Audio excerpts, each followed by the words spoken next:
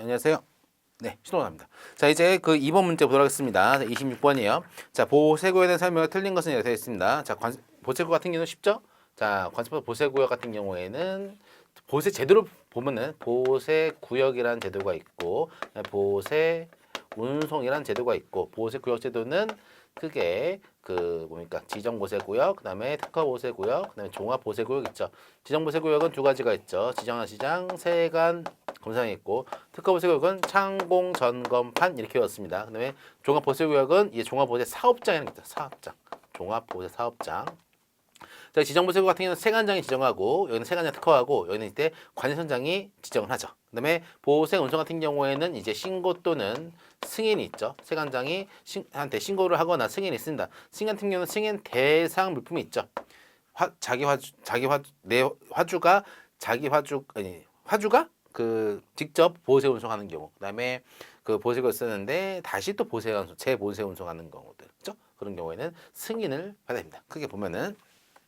자, 관습성 보세구역은 지정보세구역, 특허보세구역, 종합보세구역, 자유무역 왜 나옵니까? 자유무역 같은 경우에는 별도의 법률이 있죠. 이거는 이제 산업통상자원부 장관이 그 자유무역 지역을 지정을 하죠. 예정지도 지정할 수가 있고요. 자유무역 지역, 그렇죠? 그 우리나라 관습법상 외국으로 보는 지역이죠. 다 가번이 틀렸습니다. 자, 지정보세구역은 세관 지정한다. 지정한 시장 세관 검사장이 있다. 그렇죠? 다 뒤에다 적어놨습니다.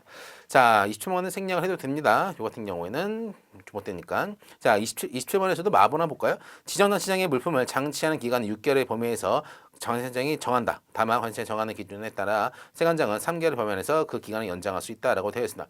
항상 보세구 같은 경우는 두 번째 과목에서 중요한 게 보세 구역에 대한 이러한 그 보세 구역의 전반적인 그 관습법의 내용과 그 시행령 시행 규칙에 있는 내용들이 중요해요. 근데 보면은 이제 그 고시도 중요한데 그중에 가장 중요한 게 장치 기간입니다. 장치 기간. 그래서 보세 창고 같은 경우는 외국 물품, 내국 물품, 그다음에 비축에 필요한 물품들 이렇게 세 가지로 구분을 하죠. 그래서 그 내국 같은 경우는 1년을 범위해서 관세청이 정하는 기간. 그다음에 외국품 같은 경우도 1년의 범위 안에서 관세청이 정하는 기간. 그다음에 외국품은 이제 1년 동안 1년의 범위 안에서 또 세관장이 연장할 수가 있고요. 비축품은 비축에 필요한 기간. 그다음에 그 보세 건설장하고 보세 건설장 그다음에 그 보세 그 전시장 보세 건설장, 보세 전시장 같은 경우에는 그러한 전시나 건설에 필요한 기간이라고 되어 있고 보세 판매자 같은 경우에는 이제 고시에는 이렇게 되어 있죠. 5년이라고 되어 있죠. 5년 이내. 그다음에 보세 공장 같은 경우는 10년 이내로 되어 있습니다. 그렇죠? 그래서 왜냐하면 법에는 아마 창고를 제외하고는 그 특허 기간과 동일하다고 되어 있는데 고시에는 더욱 더 세분화해서 얘기를 하고 있어요. 그렇죠? 자, 그 중에 지정 자체입니다. 지정 중요해요. 그 6개월 범위에서 관세청이 정하는 기간 그리고 3개월 범위 내에서 연장 가능하다. 됐습니다. 그래서 20번 답은 나번입니다. 자, 28번 다음 28번 볼게요. 28번 같은 경우에도 다 중복되는 내용이고 중요한 게 좀 다 한번 볼까요? 세관 검사장에 발행된 물품은 비록 세관 목적을 수행하기 위해 발행되는 것이다. 발행되는 물품의 채취, 운반 등에 관한 비용은 화주가 부담해야 된다고 되어 있습니다. 자, 세관 검사장으로 물품을 그러니까 어떤 물품이 검사 대상으로 찍혔어요. 검사 대상 물품을 이제 필요한 경우에는 세관 검사장이 끌고 가서 검사합니다. 누가 그런 거예요? 그 국가 세관장이 끌어간 겁니다. 그럼에도 불구하고 그 화주가 그런 비용을 부담을 해야 된다. 중요하고. 자, 근데 보호건설장에는 산업시설의 건설에 사용되는 외국물품이 기계를 솔품, 공사용 장비를 장치 사용하여 해당 건설 공사를 할 수 있다라고 되어 있습니다. 자, 보호세 건설을 하기 위해서 여러 가지 원재료, 부자재 등등이 올 겁니다. 그런데 중요한 게 또 뭐냐? 보호세 건설장 안에서는 공사용 장비 등도 들어와서 그 건설을 할 수가 있어요. 하지만 그런 공사용 장비 같은 경우는 이제 수입식으로 수리가 된 다음에 사용을 해야겠죠. 하지만 그 종이보다 외국품이 공사용 장비를 이제 투여해가지고 사용할 수가 있다라는 게 핵심이죠. 자, 그다음에 마번 같은 경우에도 중요하죠. 유치품, 스토품 같은 경우에는 장치기간은 1개월로 합니다. 하지만 예침품 같은 경우는 출국 예정 시기에다가 1개월 플러스한 기간으로 되어 있죠. 그렇죠? 자, 됐습니다. 28번은 답이 4번이고요. 자, 29번 장치장 화물관리인의 지정한 시장 화물관리인의 지정 심사 기준에 관한 설명으로 잘못된 것은 그래서 지정 장치 같은 경우에는 물품에 대한 보관 책임 누구한테 있다? 화주한테 있습니다. 근데 화주를 가름해가지고 왜냐면 지정 장치 같은 경우는 약간 공익성이 있기 때문에 그런 지정 장치장을 관리하는 자를 별도로 줍니다. 누구? 화물관리인. 그래서 원래는 원칙은 화주, 그다음에 화무관리인이 하는 것이다. 근데 화무관리인도 뭐다 지정한다. 그래서 일을 잘하는 업체를 지정하는 겁니다. 그 지정 기간은 5년이 되고요. 하지만 이제 화무관리 지정할 수 없는 경우는 세관장이 직접 그 지정한 장치장을 관리합니다. 왜냐하면 지정한 장치장은 이제 군의 장치장이기도 하는데 약간 공익성이 있기 때문에 그래서 지정 장치 같은 경우는 그런 화무관리인이 거의 다 관리를 하고 있어요. 그렇죠? 자, 화무관리 지정 심사 기준 다음 중 잘못된 것은 자 수출입 안전관리 우수 업체의 공인 신청 여부 공인을 받았는지 안 받았는지 확인하지 신청 여부가 뭐가 중요합니까? 그렇죠? 그래서 공인 받았는지 여부를 확인해야 됩니다. 그래서 가번이 틀렸습니다. 그래서 나머지 이게 지정 장치장 화물관리 같은 경우에도 서로 하려고 합니다. 그래서 여러 가지 시설적인 요건, 장치를 구비하고 있는지 그런 것들을 보도록 되어 있습니다. 그렇죠? 수출 안전관리 우수공인업체에 받았는지 여부를 확인되고 이런 지게차 크레인 등 그다음에 시스템, 보유사 보유 여부, 그다음에 자산 재무원성 등에 대해서 보도록 되어 있습니다. 자, 30번 같은 경우에는 아까 지정권자 그런 거 다 했고요. 넘어가겠습니다. 답은 가번이고요. 자, 특허보세구역에 대한 설명 중 틀린 것은 특허보세구역 영리를 목적으로 합니다. 토지나 시설 중에서 세관장이 보호소가 특허한 구역이 다 봤죠? 정보 비축 같은 경우는 장치기간은 보다 비축기간은 10년이 아닙니다. 그렇죠? 특허 기간은 10년 이내로 한다. 하지만 제가 말씀드린 대로 전시장, 건시장은 그런 기간들, 공장 같은 경우는 10년 이내, 판매장은 5년 이내라고 되어 있죠. 그렇죠? 자, 특허를 받을 수 있는 자는 자연인 법인 모두 가능합니다. 그리고 전시장, 건시장 같은 경우는 이제 세관장이 고려하여 정하는 기간을 한다고 했죠. 두 개는 동일하다. 그렇죠? 네, 필요한 경우에 연장도 가능하다. 자, 32번 관습법상 보호세 구역에 대한 설명을 옳지 않은 것은 이라고 되었습니다. 자, 외국품이 크기 또는 무게 과다하여 보호세구역 장치에 곤란한 경우 세관장 허가를 받아서 보호세구역 아닌 장소에 장치할 수 있다라고 되었습니다. 자, 보호세구역에 장치하는 물품에 대한 원칙은 이제 외국품과 내국 운송 신고를 하고자 하는 물품이 이제 보호세구역에 반드시 장치를 해야 됩니다. 그죠? 하지만 이제 보호세구역에 장치가 가능한 물품은 수크제, 검아부 이렇게 외웠어요. 그래서 수출신고 수리 물품들 이렇게 쭉 하고 악글 했답니다. 정리하시고. 근데 그 중에서 수크제, 검아부 중에서 여기 있는 거 크기, 무게, 과다, 기타의 세로서 보호세구역 즉 고내 창고에 장치하기가 곤란하거나 부적당한 물품 같은 경우에는 이제 세관장한테 허가를 받아가지고 보호세구역의 장치장의 물품들을 이제 장치할 수가 있습니다. 당연히 허가 수수료가 발생하고요. 건당 18,000원입니다. 그렇죠? 하지만 이제 동일 선박, 동일 하주의 물품인 경우에는 한 건으로 그 수수료를 받을 수 있다고 했어요. 그렇죠? 이렇게. 그게 좀 이어지는 것이고 자, 그 나번 보시면은 보호세구역에 물품 반입하거나 반출하는 자는 관청장한테 신고해야 된다? 아니다. 세관장한테 반입 신고를 하죠. 나번은 틀렸습니다. 자, 세관장은 수입 통과는 보세공장에서 사용해야 되는 물품에 대해서는 보세공장에 직접 반입하여 수입 신고를 하게 할 수가 있다. 자, 보세공장입니다. 보세공장 같은 경우는 원재료 부자재 같은 경우는 사용 전 물품이 들어가기 전에 이제 물품 들어와서 반입 신고하고 사용 신고를 하고 물품을 사용하죠. 과세 보류 상태에서. 하지만 그러한 보세공장에서 물품들을 만들고 제조하는 그런 시설 장비 같은 경우는 뭐 한다? 수입 신고를 수리를 한 다음에 관세에다 납부한 다음에 거기서 이제 사용할 수가 있는 거예요. 보호세 건설장에서 공사용 장비를 마찬가지로 하죠. 근데 이제 보시면은 그러한 보세 공장에서 사용한 그런 장비 같은 경우에는 수입 통관을 하고 물품 들어오는 게 아니라 그냥 여기다가 물품을 들어온 다음에 여기서 수입 신고하고 관세를 납부하게 할 수 있다 그겁니다. 혜택을 주는 거예요. 혜택을. 그렇죠? 보세 공장 혜택 계속 주고 있습니다. 수출 많이 하니까. 자, 그다음에 4번 보세구에 장치된 물품에 대해서는 그 원형 변경을 하거나 해체 절단 등의 작업을 할 수가 있습니다. 이 경우 작업할 수 있는 물품의 종류는 관세청장이 정한다라고 되어 있죠. 그래서 뭐 견품 진정화 필요한 것들, 뭐 해체형 성박, 각종 설 등 같은 경우는 이러한 작업을 할 수가 있죠. 허가죠. 자, 세관장은 물품 관리 필요하다 인정할 때에는 보호 창고 장치에 불구하고 반출 명할 수가 있습니다. 자, 보세 창고 같은 경우에는 그 물품에 대해서 장치가 있죠. 장치가 있는 물품들을 보관할 수가 있어요. 하지만 그러한 물품이 수용 능력을 초과하거나 그러한 물품이 있는 경우에는 다른 보색으로 반출을 명할 수가 있습니다. 자, 33번 특허 보색은 10년이라고 되어 있죠. 그러나 특허 기간을 운영하는 경우 단중 고세 건시장의 특허 기간과 가장 유사한 방법은 뭐다? 보세 전시장이지. 그렇죠? 자, 관세법상 보호세제를 운영하는 필요성에 대한 설명 중 잘못된 것은 뭡니까? 보면 다 맞고 외국인 투자 촉진 배제를 통한 경쟁력 확보, 외국인 투자를 하려고 그렇게 난리를 치고 있죠. 그래서 종합보세구역, 그 다음에 어디입니까? 자유무역지역 같은 경우에는 외국인 투자를 목적으로 그런 것들을 하고 있는 거죠. 답은 답원이고요. 35번 보호색에 대한 설명 중 잘못된 것은 자 가본 보시면은 정착성이 없는 거는 보호색 외로 할 수가 없다. 뭐 건물이나 시설 딱딱 되어 있어야지. 그다음에 장소적 요건을 갖고 있어야겠죠. 일정 면적이 된다. 그래서 컨테이너, 보호창고, 뭐 변창고도 보면은 다 면적 기준이 다 있었죠. 자 보호색 구역의 종류는 관습法규정하고 있습니다. 맞죠? 네, 보호색 구역은 관습法세관에 지정하는 특화한 물리적 상소이다. 맞죠? 그다음에 외국 물품이 수입 신고 수리된 후 내공품 상태로 장치한다 아니죠. 보호세 구현한 거는 보호세 상태다. 즉 외국 물품을 수입 신고 수리 전에서 하는 거죠. 자, 36번 보호세가 종료됐고요. 이제 그러니까 보호세 장치 같은 경우는 예전에 이제 보호세 창고로 다 통합됐습니다. 37번 보호세 판매자 이것도 좀 세부적인 거죠. 고시에 있는 내용이죠. 보호세 판매자에서 판매 물품을 진열 판매할 때에는 상표별 진열 장소의 면적은 매장 면적의 10분의 1을 초과할 수 없다라고 되어 있습니다. 하지만 세관장이 또 달리 정할 수는 있어요. 왜냐하면 하나의 상품을 독점적으로 판매하지 말라 그럽니다. 면세점에서 그죠? 10분의 1입니다. 하나의 상표가 전체 면적의 10분의 1을 초과할 수가 없어요. 38번 보호세 제도에 관한 설명 틀린 것은 이것도 다음 가버립니다. 이거 쉬운 거예요. 넘어가겠습니다. 자, 39번 다음 중 관순장이 할 수 있는 것으로 올바른 것은 자 보호세구역 설치 운영하는 특허 요건을 정하는 거죠. 관세청장이 정하는 특허 요건에 해당하는 경우에 세관장이 특허를 내주는 겁니다. 특허를 내주는 거예요. 그게 순서예요. 그죠? 나머지 내공물품 장치 승인, 보호세 장치의 내공물품 장치 승인도 세관장 하는 거고 세관장이 하는 거고 관세부는 고발도 세관장이 하는 것이고 특허 누가 한다? 세관장이 하는 겁니다. 그렇죠? 보호세구역 반출 명령 세관장이 합니다. 자, 보호세구역 반입 명령에 대한 설명으로 옳지 않은 것은 이 같은 경우에는 아마 1회 때 제가 자세히 설명드렸을 거예요. 그렇죠?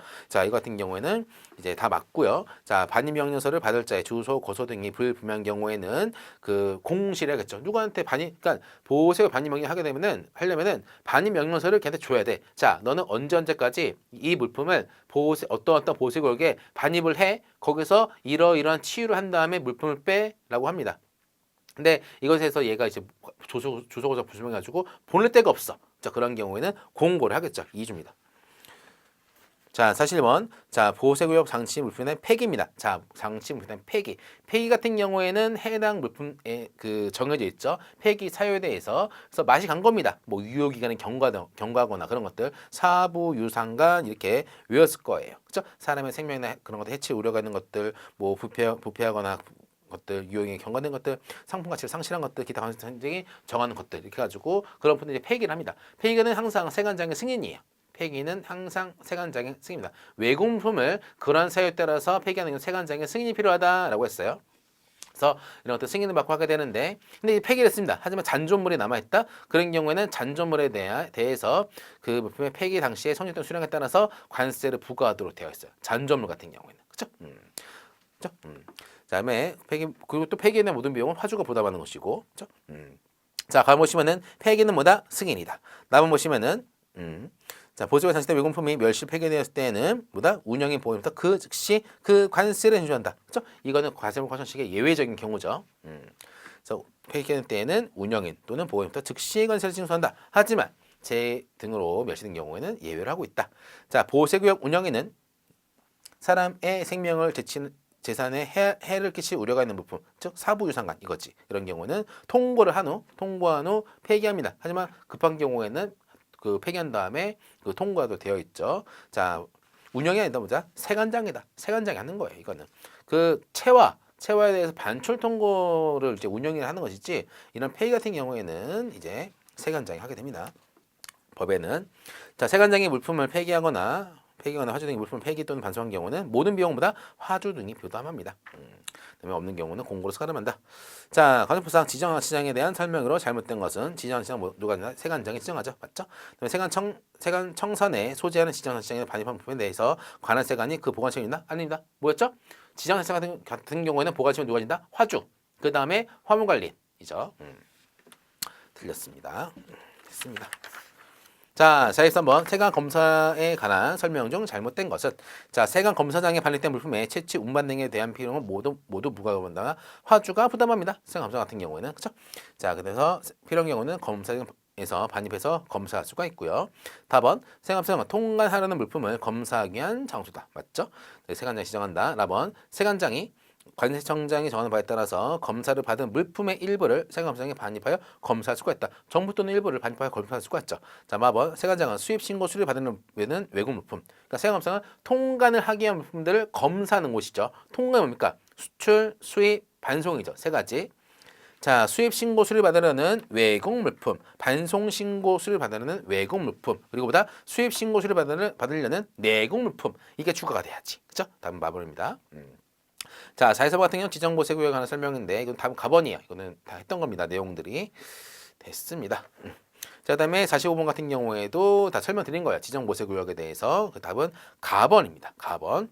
자, 그래서 소유자인 국가가 그러니까 어떤 지정보세를 지정했는데 그 소유자가 국가야. 그런 경우는 협의할 필요가 없습니다. 하지만 어떤 구역을 지정보세로 하려고 했는데 그 자가 이제 국가 등이 소유한 게 아니야. 그런 경우에는 협의를 해야겠죠. 그리고 임대료도 줘야겠고. 그렇죠? 자, 46번 지정장치장에 관한 설명 중 잘못된 것은 자, 지정장치장이란 함은 통관하고자 하는 품을 일시장치 하는 곳이다. 이게 용어의 정의죠. 그렇죠? 했습니다. 딴 건 됐고요. 마법 한번 볼까요? 지정장치장에 반입된 물품은 화주 또는 반입자가 그 보관 책임을 진다. 화주 또는 반입자예요. 화주 또는 반입자. 답은 마번. 자, 40번 지정장치 또 났습니다. 자, 이것도 좀 생략하게 하고 답은 가번입니다. 그래서 과무관리 같은 경우는 세관장이 지정한 자를 얘기한다.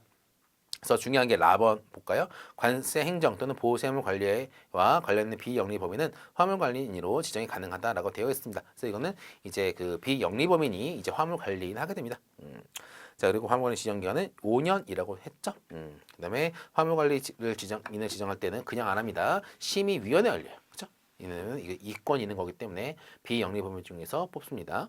자, 8번 세관검사장이죠. 이것도 좀 생략할게요. 그래서 답은 나번입니다. 그렇죠? 세관검사장에 반입된 물품의 채취, 운반 등에 대한 비용이 발생이 당연히 하죠. 누가 부담한다? 화주가 부담한다. 자, 49번 특허보수가 특허 취소 사유 중 세관장에 특허 취소를 하는 것이 매우 불합리하다고 인정한 경우는 특허 심사위원회를 열어가지고 그에 특허 취소를 안 할 수가 있어요. 그렇죠? 원래 특허 취소 같은 경우는 거결 3일 이런 거결 3일. 그렇죠? 보면 다 나와 있어요. 거짓 등으로 특허를 받은 경우, 거짓으로 제출해가지고, 그다음에 그 운영의 결격 사유에 해당하는 경우, 그다음에 1년 이내에 3회 이상 반입 정지 처분을 받았습니다. 그다음에 그 1년 이상 반입 적이 없는 경우에요. 그래서 당연히 결격 사유, 그다음에 거짓으로 한 경우에는 당연히 바로 특허 취소죠. 하지만 이제 그 당시 심의위원회 열리지. 심의위원회 특허 취소를 하는데 뭐 1년 이상 물품 반입 실적이 없는 경우, 그다음에 3회 이상 반입 정지 처분의 경우, 이거는 이제 그 반성을 한다면은 나을 여지가 있고 물량이 또 늘어날 수가 있잖아요. 그렇기 때문에 이런 같은 경우에는 그 취소하지 아니할 수가 있습니다. B하고 D입니다. 자, 다음 보세청구에 발생한 사건에 대한 관세법 적용에 대한 설명으로 잘못된 것은 보세청구의 장치품이 화재로 인해서 멸실이 됐습니다. 그리고 일부는 손상이 됐네요. 이런 예시 문제가 좋은 거죠. 자, 근데 이런 것도 좀 시간 필요합니다. 그러니까 딱딱 물어보는 것들은 답이 딱딱 나오는데 이런 것들은 생각 잘 하셔야 돼. 그렇죠? 또 시간 투자하세요. 자, 멸실된 부품에 대한 관세법 확정 시기는 멸실된 때다. 그렇죠? 예외적인 관세법 확정 시기 멸실된 때다. 멸실된 부품에 대해서는 보세 창고에 설치가 누가 부담한다? 운영인이 관세를 부담하는 특별납세무자다. 자, 멸실 원인이 재해 등으로 인한 화재 때문이라면은 관세를 징수하지가 않죠. 그렇죠? 재해 기타 부당해서로서 한 경우는 관세 징수하지가 않죠. 자, 수입 신고 이후 수입 신고 수리되기 전에 화재로 손상된 경우는 관세를 경감될 수가 있다. 뭐다? 손상감세. 마번 일부 정산물품이 잔존하여 이를 수입 신고하는 경우 납세 의무자는 보세 창고원이다? 아니죠. 그 보면 두 가지죠. 하나는 멸실되고 하나는 손상이 됐어요. 멸실된 경우에는 특별 납세 의무자로서 얘가 납세 의무 경험해서 이기죠. 특별 납세 의무자가 걔가 그 납세 의무자고, 그다음에 일부는 손상됐다고 했습니다. 손상된 물품 같은 경우에는 손상감세를 적용해가지고 그러니까 수입신고부터 수입신고 수리 전까지면은 손상감세를 적용해가지고 그렇죠? 이것에 대해서 그 일반 납세 문제 물품에 대한 화주가 그 납세 의무자가 되죠. 그렇죠? 그래서 그 멀쩡한 물품, 손상된 물품 같은 경우에는 그렇죠? 납세 의무자는 보호창고 운영인이 아니라 화주가 됩니다. 그렇죠? 됐습니다. 자, 세 번째 한번 볼게요. 자, 보시면은 세 번째는 보세 화물 관리입니다. 자, 보겠습니다. 51번. 다음은 보수 작업에 관한 설명이다. 틀린 것은 이라고 되어 있네요. 자, 보시면은 HSK 10단위 변화를 가져오는 것을 보수 작업으로 인정할 수가 있다. 자, 요걸 하기 전에 제가 보수 한번 또 설명드릴게요. 자, 보수 작업. 외국 보세 구역에 장치된 물품에 대해서 손을 댈 수 있는 경우는 많지가 않아요. 첫 번째, 물품에 대한 사전 확인. 사전 확인을 할 수가 있고요. 보호세사의 관리하에 송부착고 가서 물품을 수입 신고를 하기 전에 그 확인할 수가 있고요. 원산지나 그런 것에 대해서. 그다음에 그 물품, 그 보호색을 장식된 외국품에 대해서 보호수 작업을 할 수가 있습니다. 보호수 작업 같은 경우에는 물품의 HS 코드가 병행되지 않은 경우로 한해가지고 물품에 대해서 어떤 이유로서 물품에 손을 대는 경우입니다. 외국품에도 불구하고. 그래서 보호수 작업을 할 때는 그런 사유가 있어야 돼요. 그렇죠? 물품에 대해서 포장의 변경이나 구분 분할 합병, 그다음에 그렇죠? 병합면 합병, 그다음에 그런 재포장 등등을 하는 게 바로 보호수 작업, 원산 표시 등을 하는 것들, 그런 게 바로 보호수 작업이에요. 품질 등의 표시 등을 하는 것도 다 보수 작업이고, 그래서 보수 같은 경우는 세관장에 승인을 받아야 됩니다. 승인을 받아야지만 보호수 작업을 할 수가 있어요. 근데 보호수 같은 경우는 보호색 외에서 할 수가 있고요. 필요한 경우에는 보호색 외에서도 보호수 작업을 할 수가 있습니다. 근데 당연히 다 한 다음에 다시 들어와야겠지, 그렇죠?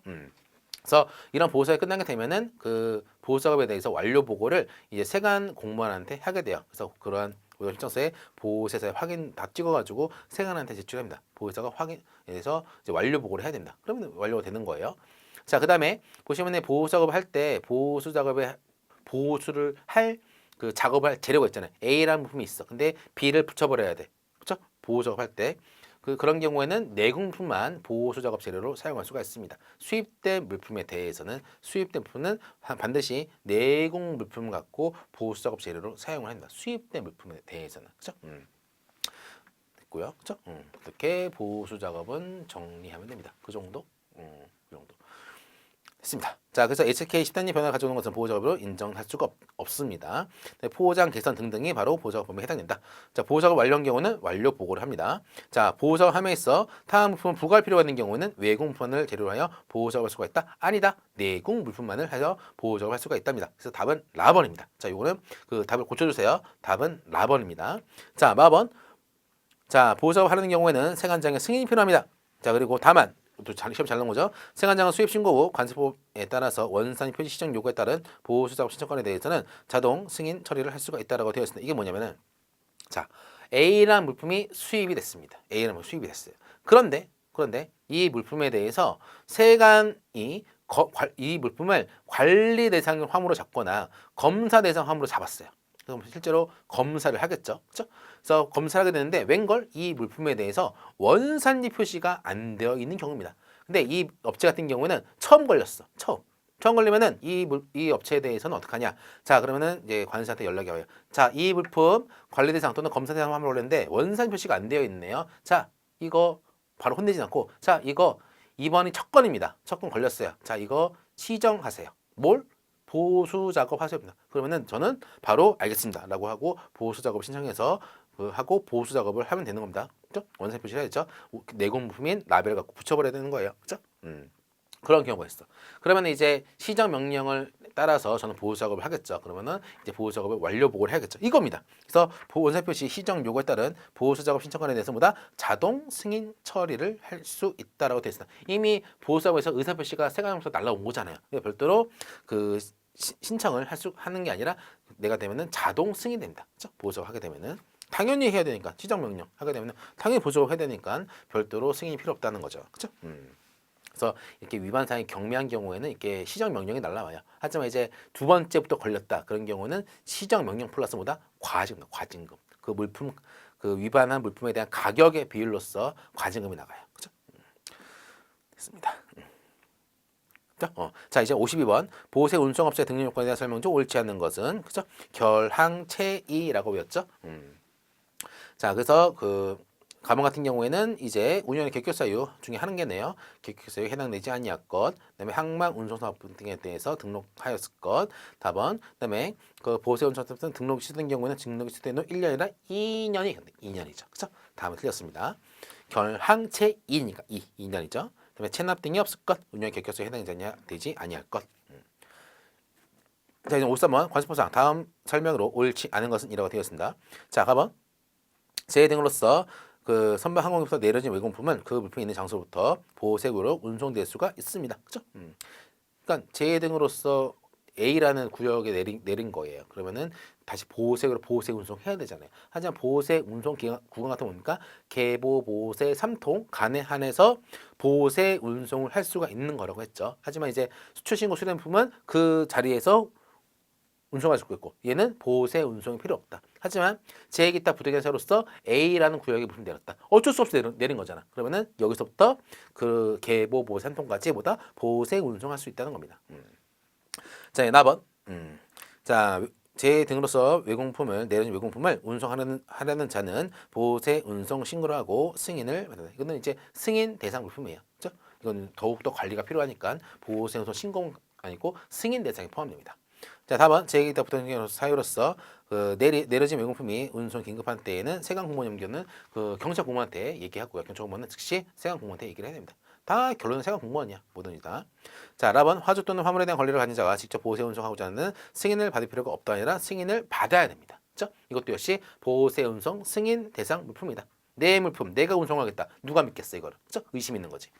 자, 그다음에 그 승인이 필요하다. 자, 마번 세관공무원은 감시 단속 등을 위해서 필요한 경우에는 보세 운송하는 경우에는 물품을 검사할 수가 있습니다. 자, 보세 운송 같은 경우에는 또 한번 정리하게 되면은 보세 운송은 이제 그 보세 운송 구간이 있죠. 계보 보세 3통. 찾아보세요. 있어야 다 배웠습니다. 자, 보세 운송하게 되는데 보세 운송은 신청도 하고 승인도 할 수가 있다. 승인 받아야 된다. 승인 받는 거는 승인 대상 물품이 있다고 했습니다. 그래서 신청 통계 승인할 때 신청을 하게 되는데 보세 운송에 대한 어떤 물품인지, 그다음에 보세 운송 기간은 얼마인지, 경유지는 어딘지, 그다음에 보세 운송에 대한 목적지는 어딘지, 운송 수단은 무엇인지에 대해서 작성한 다음에 보세 운송 신청 또는 승인 신청을 하게 됩니다. 자, 그러면 이제 경유지도 갈 수가 겠죠. 하지만 경유지는 절대 거기서 해체 등을 하면 안 되는 것이고, 그렇죠? 그래서 도착하면은 그 도착 보고한다. 그래서 그러면 이제 운전자가 얘한테 그 보세구 운영인한테 그 보세 운송 신고 필증을 줍니다. 두 장을 줘요. 그러면은 그 보세구 운영인이 반입 신고해야 되잖아요. 그러면 여기다 씁니다.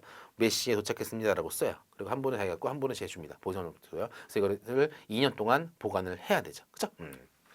그다음에 뭐 물품이 맞지 않은 경우에는 이제 운영인이 반입 신고할 때 이상 상황 발생 보고를 하면 되는 것이고 보세 운송에 대해서 그렇죠? 그리고 또 좀 더 고시까지 가면은 보세 운송 같은 경우는 업자가 두 가지가 있죠. 보세 운송업자는 종류 두 가지가 있죠. 첫 번째 일반 보세 운송업자가 있고 두 번째 간이 보세 운송업자가 있다. 그다음에 간이 보세 운송업자 같은 뭐가 있다? 두 가지가 있다. 일반 간이 보세 운송업자가 있고 두 번째 특정 물품 간이 보세 운송업자가 있다. 일반 간이 보세 운송업자 같은 경우에는 일정한 자본금 그런 장비에 대한 요건이 있으면 되는 것이고 두 번째 특정 물품 같은 경우에는 조금 더 그 요건이 까다롭다. 관세사를 뭐 임원으로 선임을 해야 되고 트랙터나 유계차에 대해서 뭐 10대 이상이라는 그러한 있어야 된다. 그래서 그 간이 보세 운송업자는 그 보세 운송 신고 절차에 대한 간소화, 검사에 대한 간소화, 그다음에 담보 제공 등에 대한 생략 등 할 수가 있다. 보세 운송 신고 등의 생략 때 담보를 제공받거든요. 왜냐 외공부 상태로 보세 운송하니까 채권 확보를 위해서. 하지만 이제 간이는 그렇지가 않습니다. 그렇죠? 그런 것들을 생략을 해주겠다 그거예요. 그래서 그 일반 있고 하지만 이제 그 특정 물품 간이 보세 운송업자 같은 게 좋은 게 뭐냐면은 이런 검사 대상 화물, 관리 대상 화물, 그 아주 그냥 그 위험성 있는 화물에 대해서도 그 자들은 보세 운송할 수가 있어요. 그러니까 돈 벌겠지, 그렇죠?